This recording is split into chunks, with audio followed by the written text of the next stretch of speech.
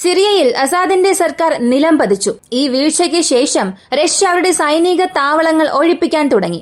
SNA Syrian national army തുർക്കി back ചെയ്ത ഈയൊരു armed forces തുർക്കിയുടെ നിയന്ത്രണം ഏറ്റെടുത്തു. ഇപ്പോ അവരുടെ പുതിയ നേതാക്കന്മാരെല്ലാം ലോകത്തിലെ മറ്റ് രാജ്യങ്ങൾക്കൊപ്പം സിറിയയിൽ എന്ത് ചെയ്യാമെന്നുള്ള പദ്ധതിയിലാണ്. പുതിയ സർക്കാർ അവിടെ എങ്ങനെ ആയിരിക്കുമെന്നുള്ള പല ചോദ്യം ഉയർന്നു വരുമ്പോൾ ഒരു വശത്ത് ഇസ്രായേൽ അവരുടെ പ്രവർത്തനങ്ങൾ തുടങ്ങിക്കഴിഞ്ഞു. ഇസ്രായേൽ സിറിയൻ അതിർത്തിയിലുള്ള ബഫർ സോൺസ് എല്ലാം അവർ പതിയെ ക്യാപ്ചർ ചെയ്യാൻ തുടങ്ങിയിട്ടുണ്ട്. കൂടാതെ വളരെ പ്രധാനപ്പെട്ട മറ്റൊരു അപ്ഡേറ്റ്, റഷ്യയുടെ എയർബേസും റഷ്യയുടെ നാവൽ ബേസും സിറിയയിലുണ്ട്. അതിന്റെ ഭാവി എന്താണ്? റഷ്യ, തുർക്കി, അമേരിക്ക, ഇസ്രായേൽ ഇവരുടെ അടുത്ത ഘട്ട നീക്കങ്ങൾ സിറിയയ്ക്കുള്ളിൽ എങ്ങനെയായിരിക്കും? വളരെ പ്രധാനപ്പെട്ട ഒരു സർപ്രൈസ് നമുക്കെല്ലാവർക്കും കാത്തിരിക്കുകയാണ്. ഇവയെല്ലാം ഈ വീഡിയോയിലൂടെ വിശദമായി അറിയാം.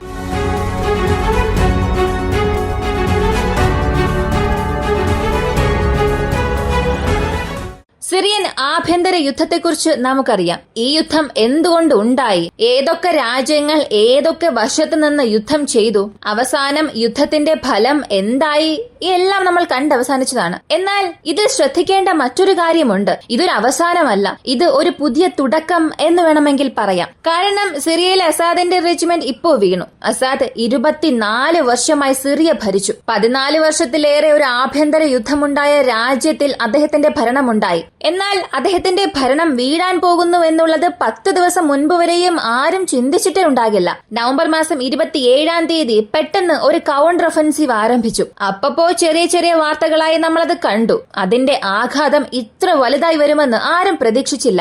അടുത്ത 10 ദിവസത്തിൽ തന്നെ ഡിസംബർ മാസം 8-ാം തീയതി ഔദ്യോഗികമായി സിറിയൻ ഗവൺമെന്റ് വീണു. അസാദും ആ രാജ്യം വിട്ട് രക്ഷപ്പെട്ടു. അദ്ദേഹം റഷ്യയിലാണ് അഭയം പ്രാപിച്ചത്.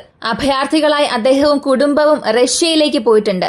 റഷ്യയും സംരക്ഷണം നൽകുമെന്ന് ഉറപ്പ് നൽകിയിട്ടുണ്ട്. എന്നാൽ ഇതിന് പുറകിൽ ഒരുപാട് ചോദ്യം വരുന്നുണ്ട്. സത്യത്തിൽ സിറിയൻ സിവിൽ വാർ ഈ വംശീയ ഗ്രൂപ്പുകൾക്കിടയിലുണ്ടായ പ്രശ്നം കാരണമാണോ ഉണ്ടായത്, അല്ലെങ്കിൽ അസാദിന്റെ ഗവൺമെന്റിനെതിരെയാണോ ഉണ്ടായത്?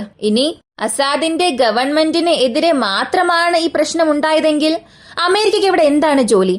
അമേരിക്ക, ഇറാഖ്, ജോർദാൻ ഇവരുടെ ബോർഡറോട് ചേർന്ന് സിറിയയുടെ ഒരു പ്രത്യേക പ്രദേശമുണ്ട്. അതവർ നേരിട്ട് നിയന്ത്രണത്തിൽ ഏറ്റെടുത്തു. അതുപോലെ തന്നെ തുർക്കിയെ സംബന്ധിച്ച് SDF എന്ന് പറയുന്ന ഖുർദിഷ് അധിഷ്ഠിത മിലിറ്റന്റ് ഗ്രൂപ്പുകൾക്കെതിരെയും തുർക്കി അവിടെ ആക്രമണം നടത്തുന്നുണ്ട്. എന്നാൽ ഒരേയൊരു കാര്യം മാത്രമാണ് അവിടെ സത്യം. ഇവിടെ റഷ്യയും വിജയിച്ചിട്ടില്ല, അമേരിക്കയും വിജയിച്ചിട്ടില്ല, ഇസ്രായേൽ, ഇറാൻ ഇവരാരും വിജയികളല്ല. യഥാർത്ഥത്തിൽ ഗെയിം ചേഞ്ചർ ആരാണെന്നറിയണ്ടേ? തുർക്കിയാണ്. പല സ്ഥലങ്ങളിലും അവരുടെ നയതന്ത്രം പരാജയപ്പെട്ടാലും, തുർക്കിയെക്കുറിച്ച് ആരും എവിടെയും സംസാരിക്കാൻ മറന്നുപോയാലും, കൃത്യമായ ഒരു ആസൂത്രണം നടത്തി സമയബന്ധിതമായി നടത്തിയ ഈയൊരു കൗണ്ടർ ഒഫൻസീവ് വളരെ വിജയകരമായിരുന്നു. ഹിസ്ബുള്ള ഒരു ഭാഗത്ത് സമാധാന ചർച്ചയ്ക്ക് സമ്മതിച്ചു, മറ്റൊരു ഭാഗത്ത് റഷ്യ ഉക്രൈൻ യുദ്ധത്തിൽ ഒരു 3ാം ലോക മഹായുദ്ധത്തെ കൺമുൻപിൽ കൊണ്ടുവരുന്ന രീതിയിലുള്ള സംഭവങ്ങൾ നടന്നു. മീഡിയം റേഞ്ച് ബാലിസ്റ്റിക് മിസൈൽ ആദ്യമായി ഒരു രാജ്യം ഉക്രൈനിലേക്ക് അയച്ചു, അല്ലെങ്കിൽ ഒരു രാജ്യം മറ്റൊരു രാജ്യത്തിലേക്ക് അയക്കുക.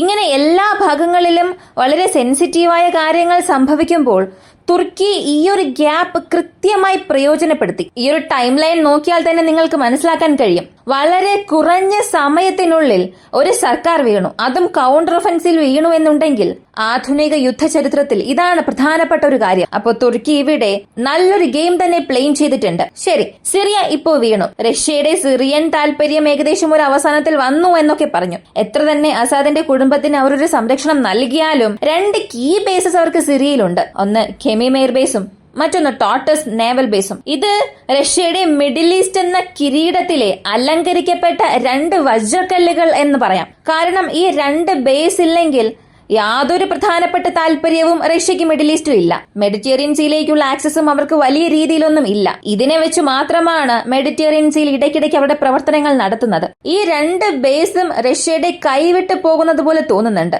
റഷ്യയും അവിടെ നിന്നും വെക്കേറ്റ് ചെയ്യാൻ തുടങ്ങിയെന്നും പറയുന്നുണ്ട്. അങ്ങനെയാണെങ്കിൽ ഇതിനുശേഷം റഷ്യക്കും സിറിയയ്ക്കും യാതൊരു ബന്ധവും ഇല്ലേ? റഷ്യ അവിടെ എന്താണ് ചെയ്യാൻ പോകുന്നത് എന്ന് ചോദിച്ചാൽ അതിനെക്കുറിച്ചുള്ള 2 പ്രധാനപ്പെട്ട അപ്ഡേറ്റുകൾ വന്നിട്ടുണ്ട്. ഒന്നാമത്തെ കാര്യം, സിറിയയുടെ HDS അല്ലെങ്കിൽ സിറിയയുടെ നാഷണൽ ആർമി ഇവർ പുതുതായി ചില നേതാക്കന്മാരെ തിരഞ്ഞെടുത്തിട്ടുണ്ട്. അതിൽ പ്രധാനപ്പെട്ട ഒരു വ്യക്തിയാണ് അൽ ജുലാനി. ഇദ്ദേഹം സംബന്ധിക്കുന്ന ചില TV റിപ്പോർട്ട്സ് അല്ലെങ്കിൽ ചില വാർത്തകൾ ഇവയൊന്നിലും ഏതൊരു നേതാക്കളും റഷ്യയെ വിമർശിച്ച് സംസാരിച്ചിട്ടേയില്ല. അതുപോലെ തുർക്കിയും റഷ്യയെക്കുറിച്ച് ഏതൊരു സ്ഥലത്തും കുറ്റം ചുമത്തി പറഞ്ഞിട്ടില്ല. ഈ ബേസസിന്റെ ഭാവിയെക്കുറിച്ചുള്ള യാതൊരു അപ്ഡേറ്റും നൽകിയിട്ടില്ല. കൂടാതെ ക്രെംലിനിൽ നിന്നും ചില വിവരങ്ങൾ വന്നിട്ടുണ്ട്. തീർച്ചയായും റഷ്യൻസ് ആ ബേസ് വെക്കേറ്റ് ചെയ്യാൻ പോകുന്നില്ല. ഇവ രണ്ടും തന്ത്രപരമായ ഫോർവേഡ് ബേസസ് ആണ്. ഏകദേശം ഒരു ഡബിൾ ഡിജിറ്റിൽ ചെറിയ ചെറിയ ഔട്ട് പോസ്റ്റേഴ്സും ചെറിയ ചെറിയ എയർ ലിഫ്റ്റിംഗ് ബേസസും റഷ്യക്ക് അവിടെയുണ്ട്. എന്നാൽ അവയെല്ലാം റഷ്യ വെക്കേറ്റ് ചെയ്യാൻ തുടങ്ങിയിട്ടുണ്ട്. എന്നാൽ ഈ രണ്ട് ബേസസും എപ്പോഴും റഷ്യയുടെ നിയന്ത്രണത്തിൽ തന്നെയായിരിക്കും. ഫോറിൻ ലാൻഡിലുള്ള റഷ്യൻ ബേസസിൽ പ്രധാനപ്പെട്ട സ്ഥാനം പിടിക്കാൻ പോകുന്നത് ഇവ രണ്ടുമായിരിക്കും. പുതുതായി ഫോമായിരിക്കുന്ന ഗവൺമെന്റുമായി ഞങ്ങളുടെ ചർച്ചകൾ നടത്താൻ തുടങ്ങിയിട്ടുണ്ട്. തീർച്ചയായും ഈ ബേസസ് റഷ്യൻ ഗവൺമെന്റിന്റെ കൈവിട്ട് പോകില്ല എന്നും പറഞ്ഞു. ഇവർ പറഞ്ഞത് സത്യമായ കാര്യം തന്നെയാണ്. കാരണം റഷ്യയുടെ കൈകൾ വിട്ട് പോവുക എന്നത് അത്ര സാധ്യമായ കാര്യമല്ല. കാരണം റഷ്യയുടെ കൈകൾ വിട്ട് അത്ര പെട്ടെന്ന് പോകാനുള്ള സാധ്യതയില്ല. പക്ഷേ ഇതിന് റഷ്യ നൽകുന്ന വില അത് വളരെ വലുതായിരിക്കും. ഈ ബേസസ് അവരുടെ നിയന്ത്രണത്തിൽ വച്ചിരിക്കുന്നതിനും ആ സ്ഥലം വിട്ട് റഷ്യയുടെ ആർമഡ് പെസൻസ് ആർമി പീപ്പിൾസിന്റെ പ്രസൻസ് പുറത്ത് പോകാതിരിക്കുന്നതിന് വേണ്ടിയും തീർച്ചയായും റഷ്യ ഒരു വലിയ വില തുർക്കിക്ക് നൽകേണ്ടതുണ്ട്. നിങ്ങൾ കാത്തിരുന്ന് തന്നെ കാണുക. തുർക്കി ഈ രണ്ടിനെയും ഒരു ചെക്ക്മേറ്റ് പോയിന്റായി വയ്ക്കുകയും റഷ്യയുടെ പക്കൽ നിന്നും ഏതൊരു വലിയ ബിസിനസ് നേടാൻ പോവുകയാണ്. അതെന്താണെന്ന് മാത്രമാണ് അറിയാത്തത്. ഇതിനെ കാരണമായി കാണിച്ച് റഷ്യയിൽ നിന്നും ഒരു വലിയ നേട്ടം തുർക്കിക്ക് ലഭിക്കാൻ പോവുകയാണ്. അല്ലെങ്കിൽ അവർ വാങ്ങാൻ പോവുകയാണ്. ഇതിനകം തുർക്കിക്കും റഷ്യയ്ക്കും ഇടയിലുള്ള ഒരു ബന്ധം നമുക്കറിയാം. തുർക്കിയെ സംബന്ധിച്ച് പ്രോ വെസ്റ്റ്, പ്രോ റഷ്യ ഈ രണ്ട് വിഭാഗത്തിലും ചേർക്കാൻ സാധിക്കില്ല. ഏത് ഭാഗത്തിലാണോ അവർക്ക് നേട്ടം ലഭിക്കുന്നത് അവിടെ നിൽക്കുകയും ഒരു ഗെയിം കളിക്കുകയും ചെയ്യും. ചില സമയങ്ങളിൽ എല്ലാവരും ചേർന്ന് അവരെ ഡമ്മിയാക്കിയാൽ പോലും ഇപ്പോ അവർ ചെയ്തിരിക്കുന്ന ഈ ഒരു സംഭവം, സിറിയയിൽ അവർ ചെയ്ത ഈ ഒരു കാര്യം അത് വളരെ മികച്ചതാണ്. കൃത്യമായ ഒരു സമയത്ത് ഇങ്ങനെ ഒരു എക്സിക്യൂഷൻ ആരെ കൊണ്ടും ചെയ്യാൻ സാധിക്കില്ല. റഷ്യയെ കൊണ്ട് ഉക്രൈനിൽ ഇതുവരെയും ചെയ്യാൻ സാധിച്ചിട്ടില്ല. അഫ്ഗാനിസ്ഥാനിൽ അമേരിക്കയെ കൊണ്ടും ചെയ്യാൻ സാധിച്ചിട്ടില്ല. ഒരു മിന്നൽ വേഗത്തിലായിരുന്നു ഈ ആക്രമണം ഉണ്ടായിരുന്നത്.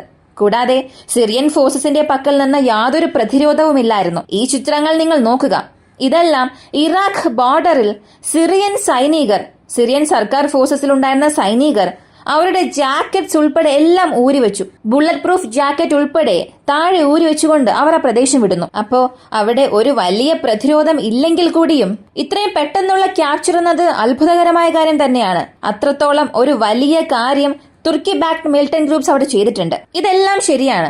ഇസ്രായേൽ ഒരു ഭാഗത്ത് മൗണ്ട് ഹെർമനയുടെ മറ്റു ഭാഗങ്ങൾ പിടിക്കാൻ തുടങ്ങിയിട്ടുണ്ട്. കാരണം ഗോലാൻ ഹൈറ്റ്സിന് ശേഷമുള്ള ഒരു ബഫർ സോൺ ഇതാണ്. മുൻപ് സിറിയയുടെ ഗവൺമെന്റ് ഫോഴ്സസും ഇസ്രായേലിന്റെ ഗവൺമെന്റ് ഫോഴ്സസും അവിടെ ഒരു ബഫർ സോൺ ക്രിയേറ്റ് ചെയ്ത് രണ്ട് വിഭാഗവും അവരുടെ പ്രവർത്തനം അവിടെ നടത്തിയിരുന്നു.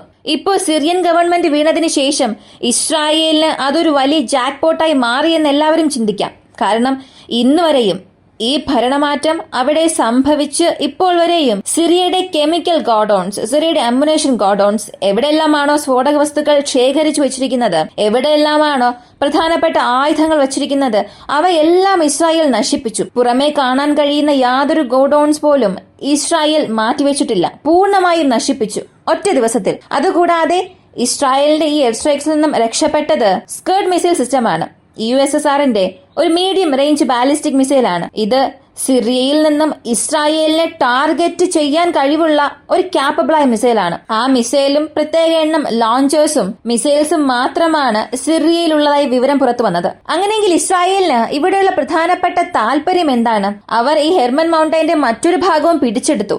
അവിടെ പുതുതായി ഒരു ബഫർ സോൺ ക്രിയേറ്റ് ചെയ്തിട്ടുണ്ട്. കാരണം അവിടെ ഇപ്പൊ യാതൊരു പ്രതിരോധവും ഇല്ലല്ലോ. ഇസ്രായേൽ അവരുടെ മിലിറ്ററി ക്യാപ്പബിലിറ്റി അനുസരിച്ച് അകത്തേക്ക് പുഷ് ചെയ്ത് പോവുകയാണെങ്കിൽ അവരെ കൊണ്ട് വീണ്ടും അധികം പ്രദേശം പിടിച്ചെടുക്കാൻ സാധിക്കും. അവിടെ യാതൊരു പ്രതിരോധവുമില്ല. പക്ഷേ ഇത് അമേരിക്കയ്ക്ക് എങ്ങനെ തലവേദനയായി മാറും എന്ന് ചോദിച്ചാൽ, തുർക്കി കുർദിഷ് പോരാളികൾക്ക് എതിരെയാണ്. അതുപോലെ സിറിയയുടെ നാഷണൽ ആർമി ഇപ്പോ പവറിൽ വന്നിരിക്കുന്നവരും കുർദിഷ് റിബൽ ഗ്രൂപ്പ്സിന്റെ ശത്രുക്കളാണ്. എന്നാൽ ഈ കുർദിഷ് പോരാളികൾക്കും ഈ SDF എന്ന് പറയുന്ന സിറിയൻ ഡിഫൻസ് ഫോഴ്സസിനും സപ്പോർട്ട് നൽകുന്നതും ആയുധം നൽകുന്നതും അമേരിക്കയാണ്. ഇപ്പോ നിങ്ങൾക്ക് മനസ്സിലായിട്ടുണ്ടാകും, നേരിട്ട് തുർക്കി വേഴ്സസ് അമേരിക്ക എന്ന പ്രശ്നമാണ് ഇവിടെ വന്നത്. കേൾക്കുന്നത് മാത്രമല്ല, സംഭവിക്കാനും തുടങ്ങിയിട്ടുണ്ട്. ഇപ്പോ ഞാൻ തുടക്കത്തിൽ പറഞ്ഞ കാര്യം ഇതുമായി ബന്ധപ്പെടുത്തി നിങ്ങൾക്ക് നോക്കാം. ഈ യുദ്ധം അവസാനിച്ചിട്ടില്ല. അവിടെയുള്ള ജനങ്ങൾക്ക് സമാധാനം വരുമെന്ന് എല്ലാവരും ചിന്തിക്കാം.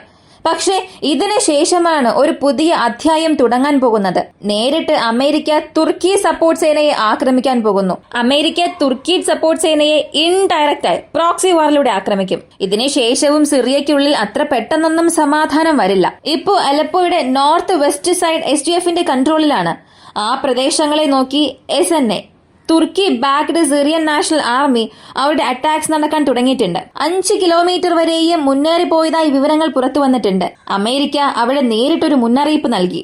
തുർക്കി അവരുടെ ഗ്രൂപ്പ്സ് അല്ലെങ്കിൽ അവരുടെ പ്രോക്സിസ് അമേരിക്കൻ താൽപര്യങ്ങൾക്ക് എതിരെ സിറിയയിൽ ഒന്നും ചെയ്യാൻ പാടില്ല. സിറിയയെ വിട്ട് അമേരിക്കയെ പുറത്താക്കണമെന്നുള്ള ഒരു ചിന്ത ആർക്കും വരാൻ പാടില്ല എന്നുള്ള ഒരു മുന്നറിയിപ്പ് പുറത്തുവിട്ടു. ഇതിൽ പലരും ചോദിക്കുന്നത്, അപ്പോ സിറിയൻ യുദ്ധം അവസാനിച്ചു, റഷ്യയും അവിടം വിട്ട് പുറത്തു പോകാൻ തുടങ്ങിയിട്ടുണ്ട്. അഫ്ഗാനിസ്ഥാനിൽ നിന്നും അമേരിക്ക പിൻവാങ്ങിയതുപോലെ റഷ്യയും ഇപ്പോ പിൻവാങ്ങുന്നുവെന്ന്. യുദ്ധം അവസാനിച്ചു, സിറിയയിൽ സമാധാനം തിരികെ വന്നതായി പല രാജ്യങ്ങളും പറയുന്നു. അപ്പോ അമേരിക്കയ്ക്ക് മാത്രം അവിടെ എന്താണ് ജോലി? യുദ്ധം അവസാനിച്ചെങ്കിൽ അമേരിക്കയും തിരികെ വരേണ്ടതല്ലേ? അവർ പോവുകയും ഇല്ല. കാരണം സിറിയയിൽ പ്രശ്നം അവസാനിച്ചിട്ടില്ല. ഒരു ചെറിയൊരു ഭാഗം മാത്രമാണ് അവസാനിച്ചത്. ഇതിനപ്പുറം ഒരുപാട് പ്രശ്നങ്ങൾ അവിടെയുണ്ട്. ഒരു വശത്ത് ഇസ്രായേൽ അവിടെ എയർ സ്ട്രൈക്സ് ചെയ്യാൻ തുടങ്ങിയിട്ടുണ്ട്. ഇപ്പോൾ പുതുതായി വന്നിരിക്കുന്ന ഗ്രൂപ്പുകൾ എല്ലാം ഇസ്രായേലിന് എതിരെയുള്ള മുന്നറിയിപ്പും നൽകിയിട്ടുണ്ട്. അടുത്തതായി ഞങ്ങളുടെ ടാർഗറ്റ് ജെറുസലേമാണ്, ജെറുസലേമിന് ഞങ്ങൾ സ്വാതന്ത്ര്യം വാങ്ങിക്കൊടുക്കും, ഇങ്ങനൊരു മുന്നറിയിപ്പ് നൽകിയിട്ടുണ്ട്. അതിന് ഇസ്രായേലും പ്രതികരിക്കാൻ തുടങ്ങിയിട്ടുണ്ട്. അപ്പോ എല്ലാം വീണ്ടും സംഭവിക്കാൻ പോവുകയാണ്. പഴയ ഗവൺമെന്റ് ഉണ്ടായിരുന്ന സ്ഥാനത്ത് ഒരു പുതിയ ഗവൺമെന്റ് വന്നു. അത് മാത്രമാണ് ഇവിടെ സംഭവിച്ച ഒരു മാറ്റം. മറ്റൊന്നും ഇവിടെ മാറാൻ പോകുന്നില്ല. മുൻപ് റഷ്യൻ ബാക്ക്ഡ് ഫോഴ്സസും തുർക്കിയും നേരിട്ട് ആക്രമിച്ചു. ഇനി തുർക്കി ബാക്ക്ഡ് ഗ്രൂപ്പ്സും അമേരിക്കൻ ബാക്ക്ഡ് ഗ്രൂപ്പ്സും ആക്രമിക്കാൻ പോവുകയാണ്. തുർക്കി ഇവിടെ ഒരു പക്ക ഗെയിം പ്ലാൻ ചെയ്ത് അവസാനിപ്പിച്ചു. ഇതിൽ ആദ്യം പറഞ്ഞതുപോലെ റഷ്യയിൽ നിന്നും തുർക്കിക്ക് ഏതോ ഒരു പ്രധാനപ്പെട്ട നേട്ടം ലഭിക്കാൻ പോവുകയാണ്. തീർച്ചയായും അത് ഓയിൽ അല്ലെങ്കിൽ നാച്ചുറൽ ഗ്യാസ് സംബന്ധിക്കുന്നതായിരിക്കും. ഇതിൽ മറ്റൊരു പ്രധാനപ്പെട്ട രഹസ്യം ഖത്താർ, തുർക്കി, യൂറോപ്പ് ഇവർക്കിടയിൽ ഒരു ഗ്യാസ് കോറിഡോർ ഉണ്ട്. ഖത്താർ ഗ്യാസ് ഫീൽഡിൽ നിന്നും ഗ്യാസ് എടുത്ത് തുർക്കി ഒരു ഹബ്ബാക്കി മാറ്റി അവിടെ നിന്നും യൂറോപ്പിലേക്ക് ഗ്യാസ് സപ്ലൈ ചെയ്യുന്ന ഒരു പദ്ധതിയാണ്. റഷ്യ ഉക്രൈൻ യുദ്ധത്തിന് ശേഷം ഇതിനെക്കുറിച്ച് ഒരുപാട് സംസാരങ്ങൾ നടന്നിട്ടുണ്ട്. എന്നാൽ ഇവർക്കിത് ചെയ്യണമെങ്കിൽ സിറിയ ആവശ്യമാണ്. സിറിയയിൽ സത്യത്തിൽ ഈ പ്രോക്സി വാർ ആ വംശീയ ഗ്രൂപ്പുകൾക്കെതിരെ മാത്രമല്ല സംഭവിച്ചത്. സിറിയയുടെ എണ്ണ, പ്രകൃതി വിഭവങ്ങൾ ഇവയെല്ലാം അടിസ്ഥാനമാക്കിയുള്ള ഒരു പ്രധാനപ്പെട്ട സ്ഥലമാണ് സിറിയ. അപ്പോ ഈ യുദ്ധത്തിന്റെ ഒരു ലക്ഷ്യം അതും കൂടെ ആയിരുന്നു. റഷ്യയിൽ നിന്നും ഗ്യാസ് വേണ്ട എന്ന് പറഞ്ഞ് ഖത്തറിലുള്ള ഗ്യാസ് തുർക്കി എടുത്തുകൊണ്ടു പോകണമെന്നുണ്ടെങ്കിൽ അതിന് സിറിയ എന്ന പ്രദേശം അവർക്ക് ആവശ്യമാണ്. ഇവയെല്ലാം ഒന്നോടൊന്ന് കണക്ട് ആയിട്ടുള്ള കാര്യമാണ്. ഇതിനെക്കുറിച്ചൊരു പ്രത്യേക വീഡിയോ നിങ്ങൾക്ക് ആവശ്യമാണ്. ഈ ഖത്തർ, തുർക്കി, യൂറോപ്പ്, റഷ്യ, ഇസ്രായേൽ, സിറിയ ഈ ടോപ്പിക്കിനെ കുറിച്ചൊരു പ്രത്യേക വീഡിയോ വേണമെന്നുണ്ടെങ്കിൽ അത് കമന്റിൽ പറയുക. എത്രയും പെട്ടെന്ന് നമുക്ക് അതിനെക്കുറിച്ച് അറിയാം. ഈ ഒരു വീഡിയോ കുറിച്ചുള്ള നിങ്ങളുടെ അഭിപ്രായം കമന്റിൽ പറയുക. വീഡിയോ ഇഷ്ടമായാൽ ലൈക്ക് ചെയ്യുക, ഷെയർ ചെയ്യുക. നമ്മുടെ ചാനൽ ആദ്യമായി കാണുന്നവരാണെങ്കിൽ മറക്കാതെ സബ്സ്ക്രൈബ് ചെയ്ത് സപ്പോർട്ട് ചെയ്യുക. മറ്റൊരു വീഡിയോയുമായി വീണ്ടും കാണാം.